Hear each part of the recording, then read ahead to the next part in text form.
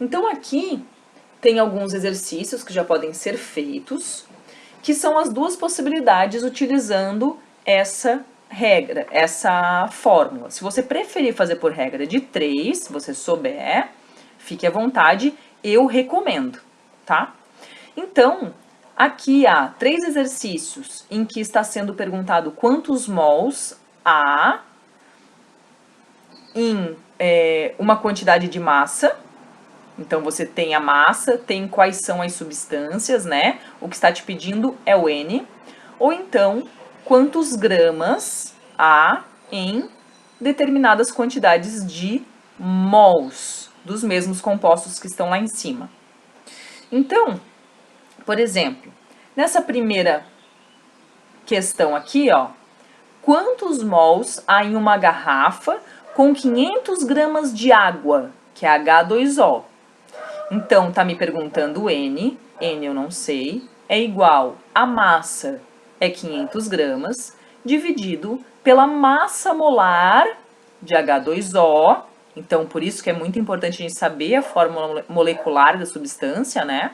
E daí, a massa molar de H2O, vocês vão lá na tabela periódica, e eu tô fornecendo aqui para vocês que o valor é 18, mas vocês mesmos, eu vou deduzir que vocês já sabem fazer isso, tá? Então, a massa molar, como a tabela periódica ela é uma tabela que é para ser consultada, a massa molar vocês sempre vai poder buscar por conta própria com uma tabela periódica. Não vai ser fornecido para você, tá bom? Vestibular, Enem, eles não dão a fórmula molecular dos compostos para vocês. Eles darão ou uma tabela periódica em que vocês possam consultar, ou então eles vão fornecer a massa de cada elemento químico, que é a informação que tem na tabela. E a partir dessas informações, você sozinho vai calcular a massa molar. Por isso, muito importante voltar nos exercícios anteriores antes de chegar aqui. Percebe que se você não sabe calcular a massa molar, por mais que essas sejam questões simples, utilizando apenas a fórmula ou uma regra de 3 simples, você não vai conseguir chegar num resultado correto, tá bom? Então, enfim, então aqui, massa dividido pela massa molar, eu chego num valor, neste caso, de 27,8 mols. Então, significa que numa garrafa com 500 gramas de água, que nós sabemos pela densidade lá que é mais ou menos meio litro, né?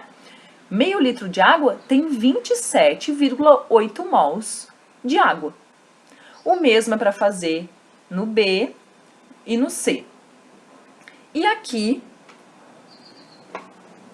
tá mostrando, desculpa, como seria então a regra de 3, tá? Desse mesmo exemplo. Então, a regra de 3 seria o quê? 1 mol de água tem 18 gramas, que é a massa molar, tá? 1 mol tem 18 gramas. Assim como X mols, que é a minha pergunta, ó, tem 500 gramas. A minha pergunta é, quantos mols tem em 500 gramas? Quem vai me fornecer essa relação para montar a regra de 3? A massa molar. A massa molar me fornece a quantidade em massa de 1 mol. Portanto, essa quantidade em massa é referente a X mols. Você faz essa conta, multiplicação cruzada, você vai ter que 18x, de um lado da equação, é igual a 1 vezes 500. X, você vai passar o 18 que está multiplicando, vai passar lá para o outro lado dividindo, então x é igual a 500 dividido por 18, que é igual a 27,8 mols, tá? Então, é o mesmo desenvolvimento, a mesma questão, o mesmo exemplo, que é o A, né? Mas agora realizando regra de 3, que é o raciocínio lógico. Recomendo, se você tem dificuldade ainda de desenvolver a regra de 3, que você aproveite a oportunidade para estar usando, né? As fórmulas, elas são, na verdade, raciocínio lógico. Se vocês forem ver, eu não vou dar ênfase aqui agora, isso que nós chegamos aqui no fim, ó, X é o quê? Número de mol, que é N. 500 é o quê? A massa, 18 é o quê? A massa molar da água. Então, olha o que você tem aqui. O que se transformou a regra de 3?